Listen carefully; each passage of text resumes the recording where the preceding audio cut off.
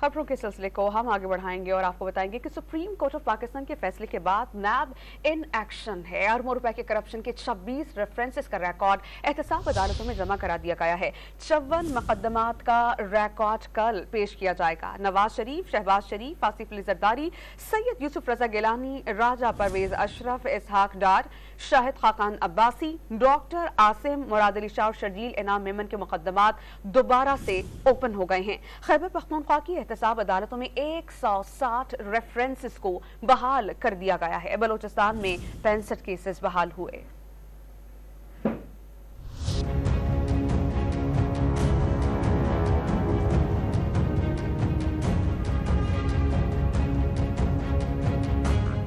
नैब ordinance तरमीम के खात्मे के बाद अहम पेशरफ्त 80 में से 26 नैब रेफरेंसेस की जांच पड़ताल मुकम्मल कर ली गई। इस्लामाबाद की एहतसाब अदालत में तमाम केसेस का रिकॉर्ड पेश कर दिया गया। 54 केसेस का रिकॉर्ड जुमे को जमा करवाया जाएगा। नैब टीमें 2 गाड़ियां भरकर 80 करप्शन केसेस का रिकॉर्ड एहतसाब अदालत देकर पहुंची। आसिफ जरदारी, नवाज शरीफ, यूसुफ रजा गिलानी के नैब केसेस का रिकॉर्ड एहतसाब अदालत में पेश किया गया। शाहिद खाकान अब्बासी, मिफ्ता इस्माइल, इसहाक डार के मुकदमात का रिकॉर्ड भी अदालत में पेश कर दिया गया। मुराद अली शाह और शर्जील मेमन के नैब केसेस का रिकॉर्ड भी एहतसाब अदालत में लाया गया। ज़राए के मुताबिक नैब केसेस के रिकॉर्ड की छानबीन के बाद मुताल्लिका एहतसाब अदालतों को भेजा जाएगा। सुप्रीम कोर्ट के हुक्म पर नैब लाहौर ने 112 रेफरेंसेस दोबारा एहतसाब अदालतों में जमा करवा दिए।